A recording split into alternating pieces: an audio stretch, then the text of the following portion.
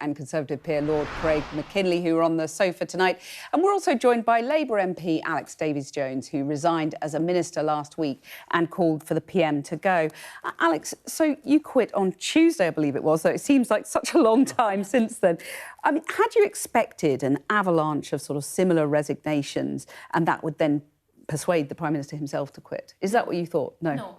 Honestly, Cathy, it was one of the hardest decisions I've ever had to make. But given the results in Wales a week last Friday, which were catastrophic, over 100 years in power for Welsh Labour, decimated to less than 10% of all the seats in the Senedd now, having nationalists in power in every corner of the United Kingdom, it's terrifying. And the Prime Minister's reaction to that was to appoint Harriet Harman and Gordon Brown, two people I have immense respect for, yet two Labour grandees from 20 years ago.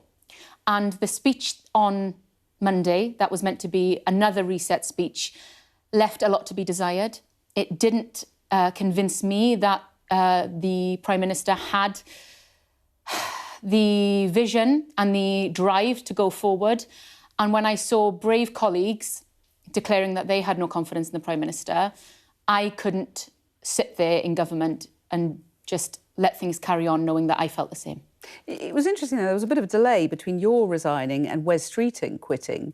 Would it have been nice if senior colleagues had sort of rode in behind you? Look, that is for them to decide. Everyone has their own decision to make about what is best for them and what they think is best for the country and our party. But ultimately, I felt that I couldn't continue in government supporting Keir Starmer as our Prime Minister, and I felt I did the right thing. And you were very clear in your resignation letter that you believed the Prime Minister needed to set a timetable for his own departure. You've seen him today. He's digging in. Do you think he's just not listening? I think he's not listening. I think that's been part of the problem for a long time, is that the Prime Minister doesn't listen. And it's a big shame because he is a good man, and I've worked with him very closely for the last 2 years, particularly on tackling violence against women and girls. And I've seen his passion and his commitment for that. However, he is not the right person to lead us into a next election, whenever that may be. We've got council elections in Wales next year. We need to be taking that fight to reform and to Plaid Cymru. And I don't feel that Keir Starmer is the right person to do that. When you say he's not listening, why do you think that is? I think he struggles to make decisions. I think he is someone who finds debate quite difficult, and when there are conflicting ideas between government departments, for example, it is something that has been a point of contention for a long time. And yes, I mean, look, he's had a lot to deal with on the international stage. There's a lot happening at a global level right now, which has meant that he has had to be out of the country, leading for us and representing the United Kingdom in that space. However, there are a lot of domestic issues here that need addressing as well. And quite frankly, things have been far too slow. We've had far too many U-turns. We've had far too many disastrous communication messages, and we need to do better. The country deserves better. You, if I may say so, you seem pretty angry. I'm frustrated. I'm frustrated. We waited 14 years to get into government, and the country needs us to do better. My community in Pontypridd needs us to do better, and they sent a very clear message last week when they voted against Welsh Labour, and that hurts. That really hurts. I'm sure if the Prime Minister were here, he would say, as he did in the clip earlier, that he won an election, he got a mandate, he's got a mandate for many more years. It was a landslide. He's entitled to stand in any leadership contest, isn't he, that emerges? He is, and that is a decision for him to make. However, when the message from the country is overwhelming rejection, when there is a lack of confidence within the Parliamentary Labour Party, I think serious questions need to be asked, and that is why I believe that we need a new leader of our party. And so who should that new leader be? Are you a Wes Streeting fan or an Andy Burnham man? I like both of them. I have worked closely with both of them. I've worked closely with Wes in government on delivering, as I've said, the violence against women and girls strategy. I've worked close with Andy Burnham on trying to bring forward the Hillsborough Law. And when we had that horrific terrorist attack at the Heaton Park Synagogue, I got to stand with Andy in solidarity with our Jewish community in Manchester. Both of them are outstanding politicians in their own right. Right now, Wes is the only one who has sort of declared that he will stand to be leader. Wes is someone I respect and admire greatly, and I am looking forward to seeing him outline a policy debate and having that argument that we need as a party about where we go next. Well, he's already said he wants to take the UK back into the EU at some point. That's the kind of bold plan, perhaps, that you set out in your resignation letter, asked the Prime Minister to follow. Are you impressed by that, or do you think it reopens old divisions? Well, look, I think we need to be having the debate. And for far too long, we've been afraid to have this conversation because we've been scared of upsetting a certain demographic. I voted Remain. However, my community voted to leave quite overwhelmingly. And I respect that mandate. However, that was over 10 years ago. And if we are serious about economic growth in our country, if we are serious about driving forward together on defence and security, then of course our future is with Europe. I'm not necessarily saying that belongs in Europe, but we definitely need a closer relationship with Europe. They're our closest trading partner, for example. But we need to have that conversation. Right. But Andy Burnham's shut that conversation down, hasn't he? Because, you know, he needs it like a hole in the head in Makerfield. Do you respect that? Well, again, that's for Andy Burnham to do. I think if we are to really look forward around what is best for the country, then we need to be having these conversations. Where are our trade deals? Where is that advancing relationship? That's what we need to be having. Andy Burnham is briefing out tonight that he would keep the fiscal rules if elected. Do you think that's sensible? Look, we are sadly in hock to the bond markets at the moment, and nobody wants to cause unnecessary instability to the economy. That is not what we want. I mean, lots of people have accused me of causing chaos by resigning from government. However, I would say that the government was already in chaos, given the disastrous election results we had and the fact that we are stifled and things are stagnant. We haven't got time to waste, and I don't want this to drag on any longer, which is why I'm urging the Prime Minister to set out that timetable for his departure so that we can have that honest debate about ideas in our party about where we go next, because the country needs it. And if Andy Burnham did win in Makerfield, which would be quite a feat given the standing of reform there, he would deserve, wouldn't he, to be crowned Labour leader. You all get behind him, all unite around him. I don't think anyone deserves to be crowned Labour leader. It's not nothing that nobody is entitled to. It is for our membership to decide who is the leader of our party, and I am excited for our members to have that debate. But you want a proper contest? I do. I do. I think we need one, but a short one. It doesn't need to be dragged on for months on end. But we do deserve that open public debate and on discourse about where next for the country, where next for our party. Whoever's picked after that contest would have a mandate from the membership. They wouldn't have a mandate from voters in the country, would they? They'd have to go for an election, general election, wouldn't they? Well, we don't have to go for a general election. The public voted for our party at the last general election. They voted for Keir Starmer at the helm of it, though, didn't they? They voted for the Labour Party. They didn't vote for a person. We don't have a presidential system in our country. They voted for the party to lead them into government. And sadly, however, we have seen that actions taken by the government were not in our manifesto, whether that be cuts to winter fuel, cuts to welfare, things that have been massive in terms of losing voter trust. And that's the things that we need to win back. And do you think whoever wins has to bring their opponent into the cabinet? So, for example, if it is Andy Burnham, you know, Wes Streeting could become Chancellor or something like that. Do you think the party's got to unite? I fundamentally believe the party needs to unite. It's something that has been an issue for far too long in our party, where, again, different ideas, different courses of debate have been shut down for fear of upsetting certain communities or demographics, and that's wrong. You know, the party that I am a member of has always proudly been one of free debate and ideas, and I want to see that return again. I want everyone's ideas to be valued, and sadly that hasn't really had its space. I mean, there has been this briefing, hasn't there, that Wes Streeting could become Chancellor in an Andy Burnham government. Is that another example of, you know, entitlement, sort of carving up the jobs before the elections even happened? I haven't seen that. Again, I'm not... I don't think anyone is entitled to any job or any position in the Labour Party or in government. It is to be earned, and that is what I'm looking forward to, is having this debate of ideas. Right. It's a silly thing, really, but, you know, we've had Andy Burnham running several days. He seems to have taken advice on his running shorts. He's opted for a longer pair. Was that wise? I am not going to sit here and be a hypocrite. I will call out any man who tells a woman what to wear, and it is not for me to sit here as a woman and tell a man what to wear. If he's comfy, happy and content, then crack on. He can wear what he wants. It's amazing how many men running for leadership or whatever are pictured in their running shorts, though, isn't it? I mean, good on them. What is that? Exercise is good for you, Cathy. I think it's healthy, and yeah, it's great to see. It's not trying to show a sort of energy for the job. I mean, if it is, great. That's what we need. Well, we'll come back to you in just a second, but Alex, thanks very much for now, because let's try again with Sam Coates and that exclusive polling we promised you. Sam, what have you got for us? We do have some exclusive polling from YouGov, and it's a group we don't often hear from. It's Labour members, quite hard to poll, but this tells you what the people who will vote in the leadership contest think. And here is their verdict, who they would pick first in the event that there is an election. And you can see Keir Starmer gets 31%, which is quite a lot less than Andy Burnham, the clear front runner.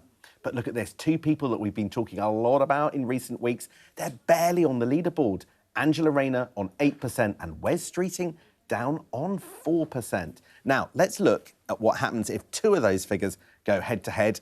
First of all, Andy Burnham and Keir Starmer. Let's look at the results. 37% for Keir Starmer, 59% for Andy Burnham. If there is a contest between those two, the Metro Mayor of Manchester wins hands down.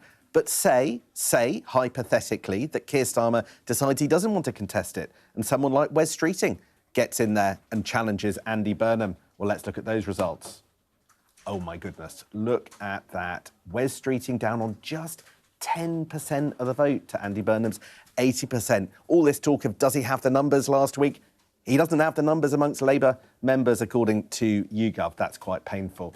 Now, it's not good news for Keir Starmer. 33% want him to stand down pretty much immediately. 33% again want him to stand down before the next election at some point. Just 28%, barely more than a quarter, actually want him to lead Labour into the next election. So much is going to depend on what happens when Andy Burnham contests this by-election in Greater Manchester, in Makerfield. So we asked voters at large what they think of that and who do they want to win. And actually, Andy Burnham comes out on top, 29% to Reform's 21%. But look at this. We specifically took those in the north of England, and you can see where Andy Burnham is the candidate. If you live in the north of England, you want the Metro Mayor of Manchester to win that contest. Quite a lot more than Reform. In quite a lot of polls, Reform's doing pretty well. It's pretty popular, but not if you say the Makerfield constituency and you name Andy Burnham. Obviously, that's just a view of people in the north of England. All adults, the constituency will be different, but this gives a flavour of attitude, positive attitudes, the positive brand of Andy Burnham in that part of the world. Good results, this poll, for Andy Burnham. Terrible for Wes Streeting. Let's see what happens. Sam, that was definitely worth the wait. I'm just going to pop one question to you, Alex, before I bring in the other guests on the sofa. Very striking how low Angela Rayner was scoring in that. And I wonder, when is Labour going to get a female leader? It's a good question. And, yeah, hopefully one day, maybe this time. Well, who knows? It doesn't look like it, does it? Who knows? I mean, look, we still haven't had a contest declared yet. We don't know who will step forward to put themselves in that lineup to potentially become the leader of our party. So, yeah, maybe a woman will come out of the woodworks. But do you hope Angela Rayner stands? I hope that a woman stands, definitely, yes. I hope we have that opportunity to have that debate, to have that discussion about ideas, whoever that may be. Well, Craig McKinley and Laura Pidcock are on the sofa listening to that.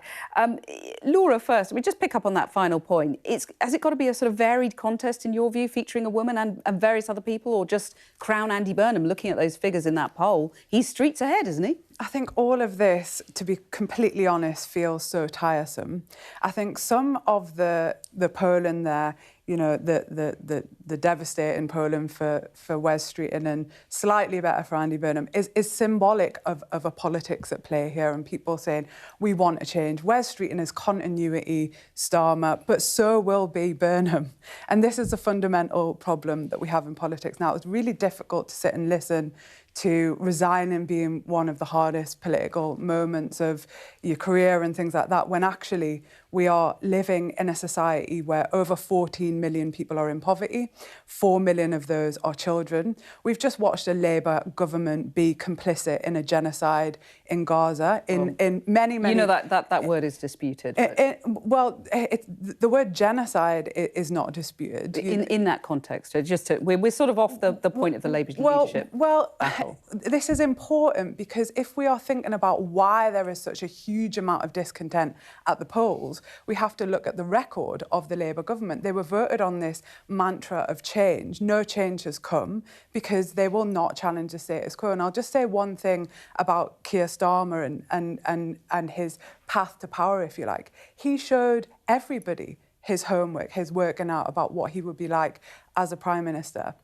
He has become a Prime Minister of a creeping authoritarianism within the state. But the cards were on the table there in his path to power. You know, if you think about him in opposition and some of the decrees that were going to constituency Labour parties, curtailing debate on things, if you look at the retrospective prescription of left organisations within the Labour Party to rid the Labour Party of a socialist left element, all of that told you exactly what kind of Prime Minister he was going to be. So it really doesn't wash with me, these cynical resignations now at a time when, you know, we've just gone through the most horrific genocide and a Labour government which has done nothing for the poorest people in society. Craig, I want to come back to the central story today, which is Brexit, or it has been. I mean, you know, you saw the figures there with Andy Burnham and how he is responding to Brexit. He doesn't want to talk about it on the doorstep, does he? Wes Streeting, the least popular, doesn't look like he's going to get to enact his hope of taking the UK back into the EU. Is it all ancient history now? Well, it doesn't seem to be. I hoped it was. I feel I'm sort of intruding on family grief this afternoon. And I have to say, I think Burnham's legs are better than mine. But I'd hoped that 2016 we had that biggest democratic vote that this country has ever seen, and we had a vote for Brexit. Now, perversely, because we've got Brexit, we have given this government, this Labour government, with a massive supermajority that can do, frankly, whatever it likes, because it's got a majority to do so, we've given it the tools to do what is needed for the UK.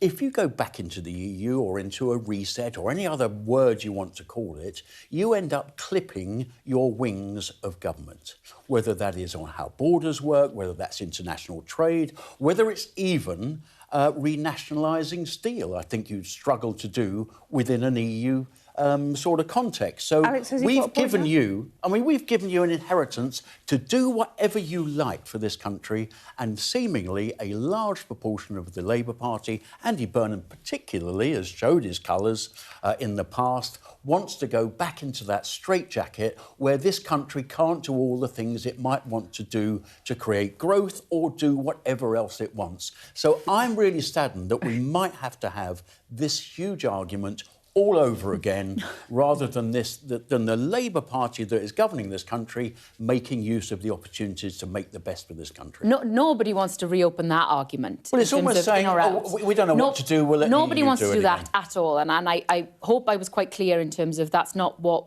I'm saying, that's not what I think Wes was saying, that's not what I think Andy Burnham was saying. What we are saying is that our country was fundamentally broken before Brexit, whether that was years of Tory austerity, whether that was massive decline in our public services as a result of that austerity. Now, we can debate whether or not that was Europe's fault, but the fact that our country is still seeing the impact of that is quite telling. And we need to have that honest conversation about... We talk about growth. You want to go back to the EU yourself? No, I didn't.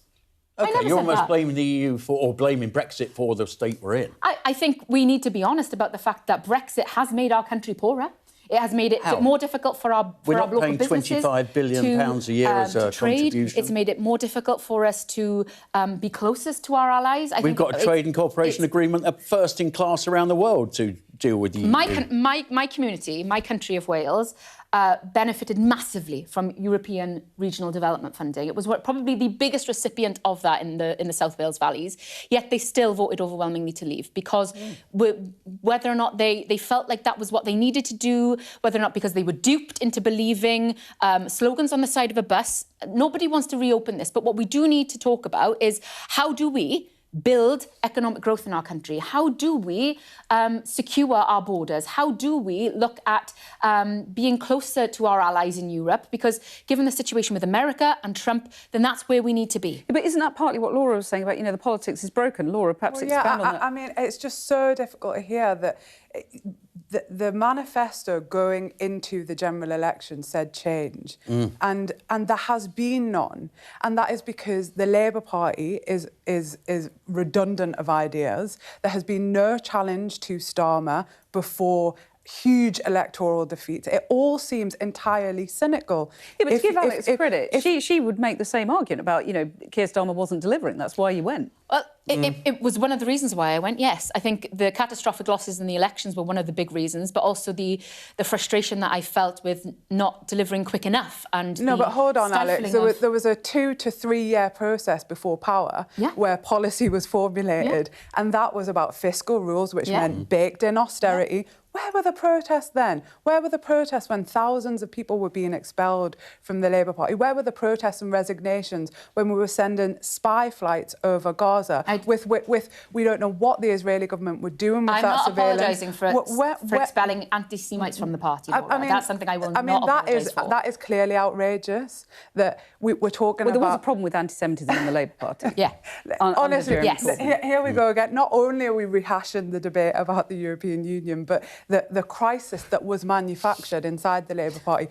I just said we're talking about the retrospective expelling of left organisations, and that was, I have no shame for expelling anti-Semites. Look at the conflation of the two there. Absolutely outrageous. I was talking about how there was no challenge whatsoever in the path to power, where all of the debates were being held at the NEC, at the Policy Forum, for these politicians... Can I tell you why people are frustrated in this country? All of these people that are now resigning were complicit in the politics that we see now. The Labour Party had 14 years in opposition to create a formula for government. They landed in government with their supermajority and seemingly had no clue what to do with it. Now, they've certainly created change. If you're a youngster, your chance of getting a job is substantially diminished. Europe is now laughing at our figures for youth unemployment, where we used to laugh at theirs. So there has been really significant bad change. But that's getting on to politics. And I'm not here to talk politics. I'm here to speak and inquire what the people of Makerfield think of this. Exactly. And just on that What do they think? They must think, are you taking us for fools? We're going to have an election locally that they don't particularly want. They elected a guy, Josh, just a couple of years ago. It's going to cost £250,000 for an election. And if... On the other hand, they get to nominate a Prime Minister, potentially. If he wins, you're then going to have a mayoral election, which costs £4.7 million. So £5 million just for the vanity of one candidate who feels that he wants to be Prime Minister. Do you think now, I'm thinking about Brenda from Brenda Bristol. From Bristol, not another one. I don't know, Madge from Makerfield will be saying, oh, no, not one. And if he wins, there'll be two in quick succession. So but I think that people don't like to be used as fools and pawns. So should and I think party people in sit Makerfield... this one out? No, the Conservative Party is a national political party. It has to stand every time there's an election. That is what political parties do. You've been quite close to reform, well, maybe the predecessor of reform, but no love lost between you and Nigel Farage. You'll fight him tooth and nail. Not tooth and nail. I think there is time in the future where we have to appreciate, if you're a right-of-centre person, as I am, I think the left will unite at the next general election. You'll have Greens making way for Labour, making way for Plaid, making way for SNP, and whatever other, colourful parties of the left, a rainbow alliance. Alex, and I think the right needs to be very careful about that. No, I am shaking my head. And may have to have some discussions. Because... as I've said, there are nationalists in power in every corner of the United Kingdom now, and that terrifies me. As a proud Welsh woman, but as a proud British woman who feels that the UK has a place in not just here with our country, but in the world, that really does terrify me. And the politics of separatism terrifies me. And that is not something that I would endorse or support in any way, shape or form. Alex, we agree. We agree. We do. Laura, a lot of the people who voted for Jeremy Corbyn are now in the Green Party. Would you like to see a sort of broader alliance of the left, unite the left? I think what's interesting is you talked about unite the left. I don't think that many people now would consider the Labour Party to be of the left at all. Because we have to keep coming back to this question. What in practice has changed for people with a Labour government? Highest tax rates ever. We've got a more authoritarian government. There was no lowest NHS waiting lists. There was no repealing in full of the anti-trade union legislation that was put in place by Thatcher. No repealing, which was gutted. I helped draft the first edition of that. It was gutted by the Labour government and reduced to not really anything transformational for working class people. And also, we cannot forget, and I know people don't want me to talk about it, but there has been an enduring genocide in Gaza over the last Laura, few years. you know, I'm only picking up on it because it is disputed terminology, and we're not debating that tonight. Okay. We're debating the elections and the sort of general political positioning. What I think is so frustrating for people watching shows like this and elsewhere is that you don't get demonstrations every single week by tens of thousands of people for no reason whatsoever. You can't just ignore that. That will be at the ballot box. I think this is simmering anti-Jewish sentiment that has been kicking around in the left for some time, and they're now openly allowed to do it on the streets. What is interesting, at Declassified UK, we've reported on the spy flights, we've reported on the military agreements between the UK and Israel, which are quite secretive. We've reported on so much of this, and it isn't picked up more broadly. I'm not sure why. But to then conflate it with, a growing anti-Semitism, there are Jewish blocs on these demonstrations. You mustn't do that. It's so dangerous. We'll discuss all of this another time, and we have done in the past, and we will do that. Now, I can see that people want to move on, but Laura, we've got to Laura, end this bit. What I want to know is, what does the man and woman who go to the Doncaster pub think? They are not fixated with Gaza. They are fixated with having a job, having a family that's got opportunities, and how much tax are they paying, and does the world feel right for them? And they do not feel right at the moment, and that is why they're thoroughly annoyed. And I get that people like to do this either-or thing. You either care about your home and your wages. I started by talking about the 14.3 million people in poverty that the Labour government have done nothing about. We scrapped the two-child limit. And that will take some children out of poverty, no doubt. It was a good thing to get rid of that.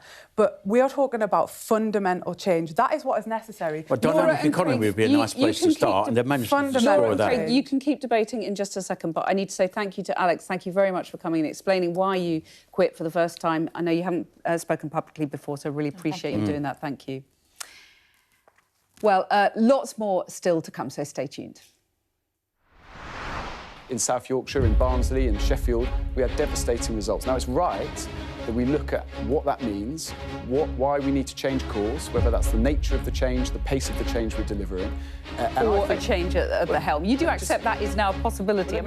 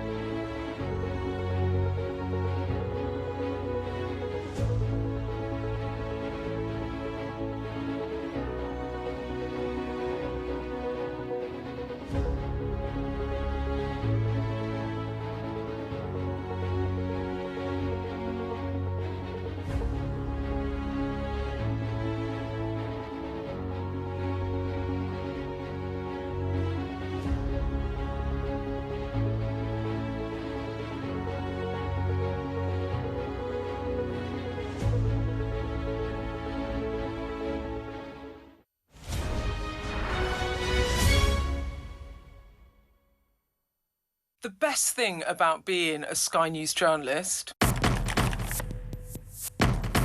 Hi, darling. Beth Rigby, Sky News. ...is being a Sky News journalist. You said to people, I'm not coming back for more, but you have come back for more.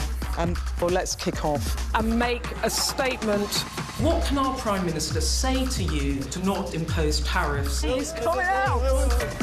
What more do you need? Said, I don't know how many times, that I'm not going to walk away. I feel very strongly that I must serve the people who voted me into office. I've just been watching the Prime Minister. He's surfaced after a few days. He was in the bunker.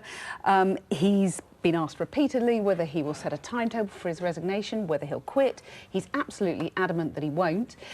He makes the point that he has a duty to serve, as he puts it, subtly needling his opponents by reminding them that he won an election on a landslide not 2 years ago. So he has a mandate, begging the question, whoever succeeds him, they don't necessarily have that very same mandate. Would they have to call an election, which would be a very risky business for Labour? On the central issue of Brexit, he treads a very careful path. He's not nearly as gung-ho as Wes Streeting on rejoining the EU, which again makes me think that whoever succeeds him might find the job of leading this fractured party and fractured country rather more difficult than they think. Hello, Hi. Come on in. Nice to see you. How are you doing? Come and sit on the... Yeah, The nice. Very almost nice famous sofa, yeah. It's very comfortable, actually. It's very good, yeah. Yeah. Jake, you're setting out an overhaul of the youth justice system, including jailing parents whose kids commit a crime. And I just wonder whether jailing the parents will really help rehabilitate the kids. Well, first of all, we don't expect jailing of parents to be a common part of a youth justice system, but perhaps in the most extreme examples it might be. And what we're trying to do, and I think your viewers would appreciate this, that when a child is on the cusp of getting into trouble or indeed gets into trouble, there's a role for government, there's a job for the courts, the police, agencies, but also it's quite right to expect family members and parents to play a key role in trying to turn around a young person's life. And that can be about offering them support. There might be needs that those parents have that means that would help them encourage their child. But also, it's right that there is some stick as well. And parenting orders is a way of looking again at how we can best involve family members in the rehabilitation of their child. Do you think that Labour and, Liberal parties have sort of let parents off the hook a bit? There's been too little focus on, their responsibility. I think it's too often when you're in government, you try and pull the levers that are there in front of you, when in fact it's for all of us, communities, wider society and indeed families, to play a role in how we bring up our young people. That's common sense in my mind, but perhaps when you're sitting in Whitehall, when you're sitting in the Ministry of Justice where my predecessors have sat, they don't look at that bigger picture and too often just pull the levers that are in front of them. And actually, parenting orders is a good example where we used to have around 1,000 a year. Last year, there was only 33. So they're not working. And the plan we set out today, one part, very small part of the plan, is to try and look at those again and see how we can make sure families are at the heart of turning around young people's lives, which makes complete sense. It's a very interesting idea. It's an interesting, provocative white paper.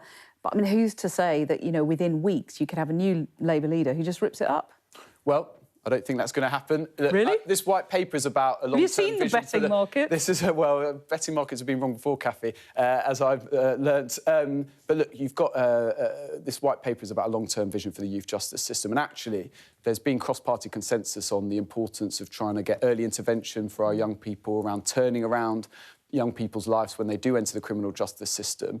I was in the House of Commons earlier today, and actually from across the House of Commons, I think there was a general acceptance this is the right direction of travel when it comes to our youth justice system. So I'm confident that what we've published today will lead to a generational transformation of our youth justice system. It's something I'm very proud of.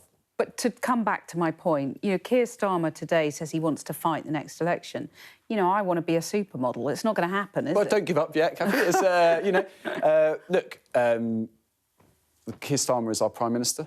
Today we've had really important economic news, which shows that actually a lot of the difficult decisions we've made in the first period in office have protected us from economic instability from abroad.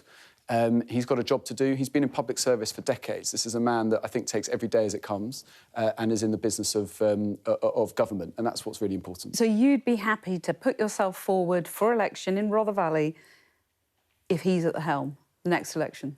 The next election's 3 years away, and yes... Oh, so maybe not... Oh, right, OK, well, yes. Yeah, absolutely. Look, I want this Labour government to succeed. And look, the election results, they were only 10 days ago. Seems like a lifetime ago, but only 10 days ago were devastating for the Labour Party, and particularly in areas like mine. We didn't have elections, but in South Yorkshire, in Barnsley, in Sheffield, we had devastating results. Now, it's right that we look at what that means, why we need to change course, whether that's the nature of the change, the pace of the change we're delivering.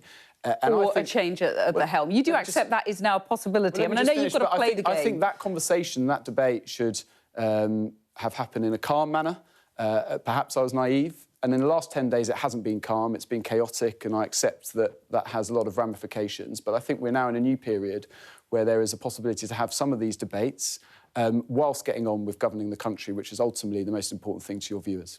You put out a tweet last week saying it was the right decision to allow Andy Burnham to stand in Makerfield. Why is it right now, but it was wrong less than 4 months ago when he was barred from standing in Gorton and Denton? Well, 2 reasons. One, we lost Gorton and Denton. So I think you have to learn your lessons. When you lose elections, it's right that you learn lessons, which is why I think it's right that we look at the lessons from 10 days ago. But secondly, and importantly, back then, it was quite clear that Andy Burnham standing as the candidate in Gorton and Denton might have been a distraction, whereas now it's right, the context has changed, and it's right that we put him forward, and the vast swathe of the Labour Party wanted him to be allowed to stand as the candidate. Candidate selection hasn't happened just yet.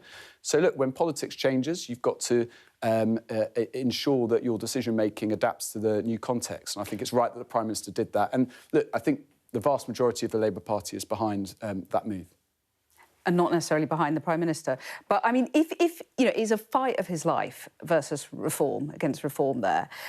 If he wins that, doesn't he deserve the Labour Party to unite around him as a new leader? A coronation, really? Well, let's see what happens in that by-election. It's going to be a fight because, as I said, 10 days ago in Makerfield, Reform won convincingly, and Andy Burnham, if he is the candidate selection is still a few days away, has the fight of his life. And I'm going to be joining him there. I'm going up on Friday. I'm going to be knocking on doors for whoever the Labour Party candidate is, because we have a massive challenge to defeat Reform, whether it's in Makerfield or, in fact, across the country, and I'll do whatever I can to help that fight.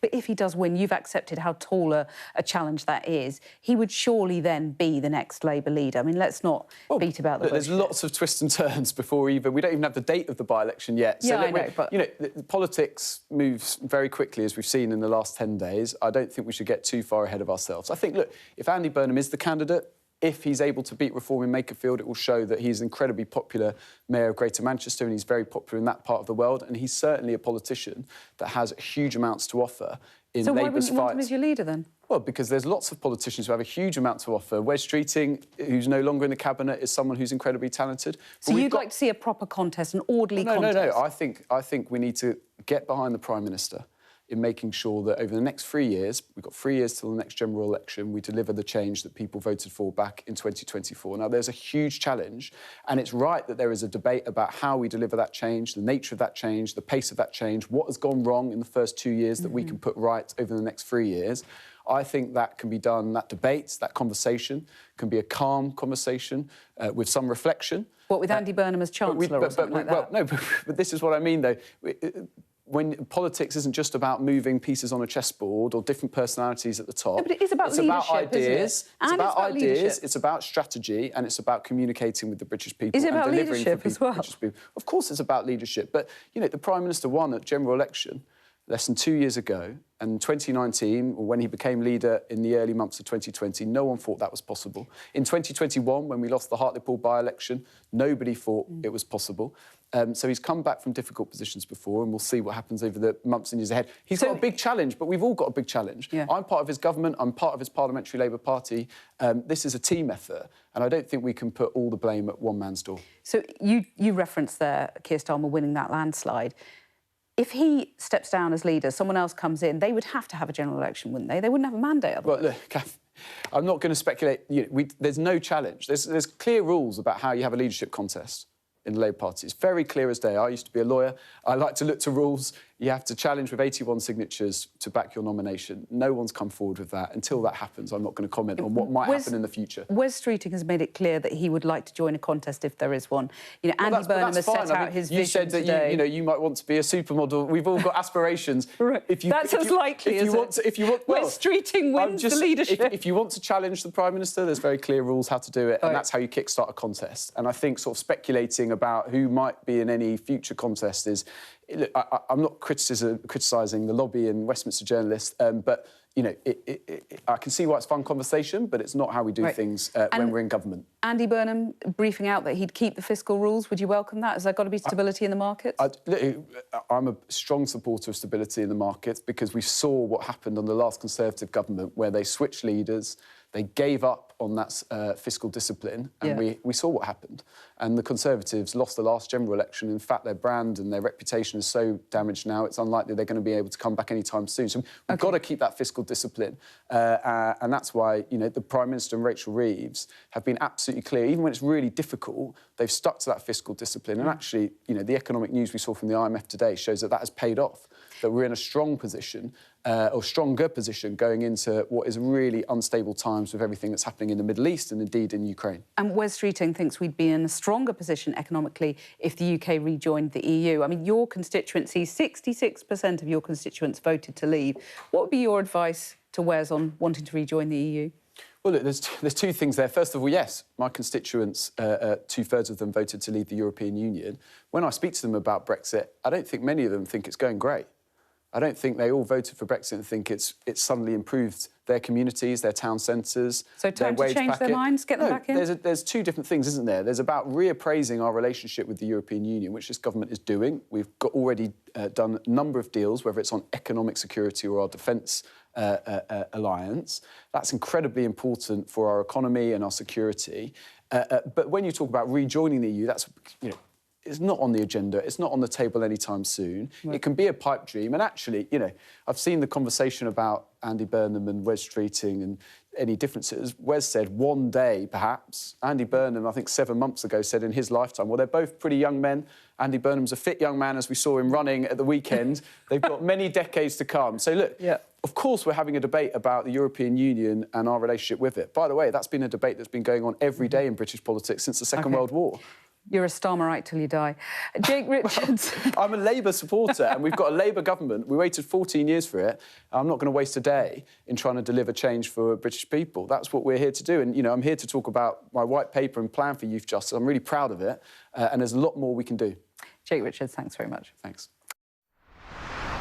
Well, former Labour MP Laura Pidcock and Conservative peer Lord Craig McKinley are on the sofa tonight. Laura, Keir, we saw in the clip earlier, he's digging in, isn't he? Yes, I mean... And his ministers are rallying around him. Yeah, it is interesting when you're watching all of these different discussions about who's going to go where. You'd almost forget they're talking about actually governing a nation. It's somehow some kind of game to these people. Well, he had his white paper out there, his youth justice white paper. You know, I mean, to be honest, whether it's conversations about entering into the European Union again or not, or who's going to be the next Labour leader, there's a fundamental issue at the core of all of these conversations is, you know, the Labour Party is imploding because it has had such difficult electoral defeats. We have Reform who gained loads of seats. We've got a Conservative Party who are also in turmoil and a Greens who seem to be picking up seats across the country. But the fundamental question always comes back to what will people do with power? And Starmer has proved time and time again that he has challenged nothing. He has continued with the status quo and yet, from the Tories. Austerity continued, you know. Well, yeah, he's raised taxes a lot. But Craig, I mean, they were already quite high under the Tories. But Craig, he could well end up still in number 10, couldn't he, when you look at the figures in Makerfield? Yes, and I'll tell you why. I mean, I find it quite odd that this has sort of fulminated against him. He's actually delivered a hugely socialist agenda. He's upped taxes. He's taken or reinstated stopped the 2-child limit. He has done absolutely nothing on welfare. We've had, you know, PIP and everything else has continued its upward spiral. I genuinely don't. This honestly, is a socialist agenda, as socialist as you could ever imagine. Far more socialist than Tony Blair, for instance. I don't know what socialist theorists you've been reading, but this is as far away from socialism. We've got the highest rate of tax since just after the Second World War. Yeah, but it was pretty high under the Tories. It was, but it's got even higher. So how much more can you tax this economy before everybody gives up? And I don't think we're far away from that. You've taxed the people who are making the economy work. Anyone who's an employer, the taxes have been raised. This is a socialist idyll. But let's get back to why I think Keir will survive. Let's not. Just a very quick response from you, Laura. You're taxing people who are making... You're talking about workers who are producing the wealth of a nation, and there's 14.3 million. Yeah, so their employers need to have the national insurance go up to help them. I mean, it's rather bizarre. I am not here supporting the Labour government, just to be clear. But it is nowhere near a socialist government. We have this is the heart of the problem. People want change, but there are no political parties on offer that are offering that kind of change that could govern. So why do you think Can I be very brutal? Yeah. There are 270 new Labour MPs. Many of them did not think they would get elected. They were elected mainly because of the split on the right, where you had Reform and Conservatives fighting for the same ground, and we lost out and we ended up with a very shallow but huge victory on in low 30s%, which never happens in the UK. So many MPs are there and they look to Keir Starmer and say, do you know what, it's because of him that I'm in this position that I never expected. You think there's a residual loyalty? What do you reckon to that, Laura? Well, and I don't think they will be wanting to change, because there are those arguments by you this evening saying if there's a change of leader, there ought to be a general election. And they have still got another 3 years, and they think, let's just ride this out. She looks like she's getting a migraine. There is no leader that's going to protect me. It's really, you know, you were a Conservative MP. Okay. Keir Starmer is probably one of the worst prime ministers we've ever had. Well, I agree the country is desperately looking for change, followed by Boris Johnson and Theresa May. But the country is desperately wanting change, and that is not on offer. Right, pause there, because I've got something I want to show you. In a second, should be here. No, we're gonna have a little look about Saturday Night Live, I think. It's coming. Not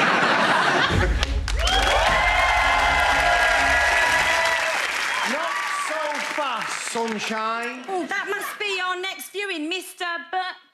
Burnham. Andy is my first name. Well, that was Andy Burnham's entrance on Saturday Night Live there, played by Paddy Young. Let's chat about that. I mean, it was quite funny, wasn't it? I mean, it was OK if you kind of get some of the Westminster bubble jokes, you know, and this is, you know, I don't mean to be cynical and downhearted, but people are really suffering at the moment, and we are now having a national conversation about which faction of the Labour Party will govern, and that's a really desperate situation to be in. Andy Burnham said something that I thought was very, very interesting, that he would stick to the fiscal rules. And those fiscal rules bake in austerity that, of course, was authored by the Conservatives. Yeah, but it also reassures the bond markets. And if you don't have that reassurance, we're going to be in a Liz Truss situation, aren't we? He's trying to get elected, right? The gilt rates now are far higher than when Liz Truss gilt rates went up to about 4.8% for a couple of days. We've been over 5% in the long-term gilt market for months. For months. And Labour said we'd crash the economy on 2 days of 4.8%. They've now had 3 months over 5%. And this has seemed to be situation normal. We need to have a broad discussion about the fundamentals of the British economy. It has not quite yet fallen over. We have a good rate of employment.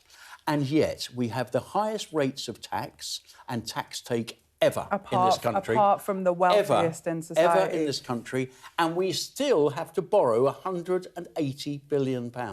That means we've got something fundamentally wrong, because you cannot keep borrowing Laura, at I know this what level. you'll say is fundamentally wrong. Well, yeah, there's a kind of a faith about the markets. The markets are entirely unelected. We are talking about a politician having to say, we'll stick within these rules that are set by an unelected economic forces that are at play.